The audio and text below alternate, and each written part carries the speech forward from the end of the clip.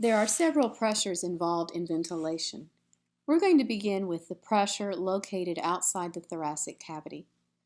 This pressure is called atmospheric pressure, and at sea level it is 760 millimeters of mercury. You will need to know this pressure.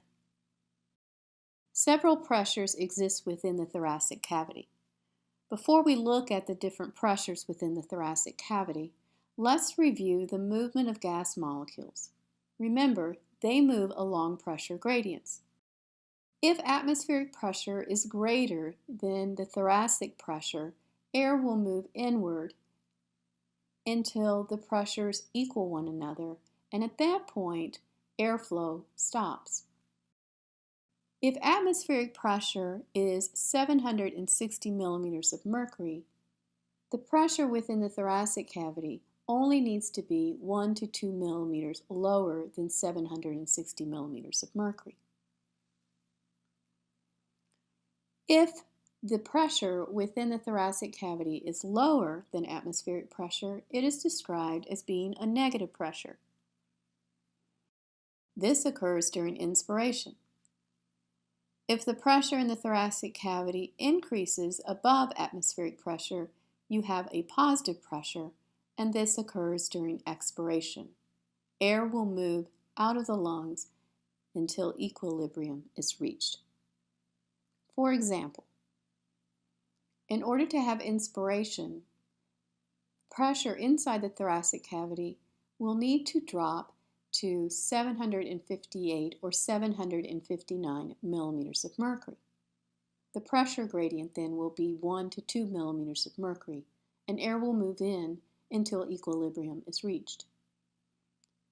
In order for air to move out of the lungs, you need to increase the pressure in the thoracic cavity above atmospheric pressure to 761 or 762 millimeters of mercury. This is what happens during normal quiet breathing. If both pressures are equal to one another, which is what occurs when equilibrium is reached, the pressure inside the lungs is described as zero pressure. Now let's look at the different pressures within the lungs.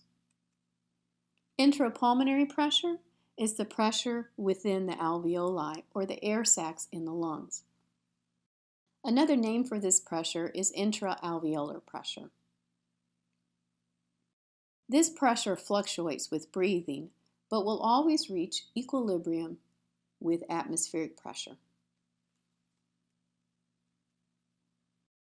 Intrapleural pressure is the pressure within the pleural cavity. The pleural cavity is the space in between the visceral and the parietal pleurae.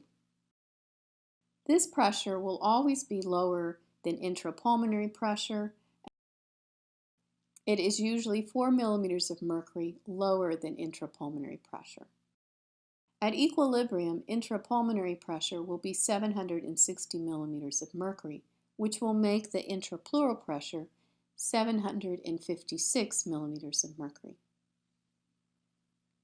This pressure is described as negative since it is lower than the pressure in the alveoli, the intrapleural pressure.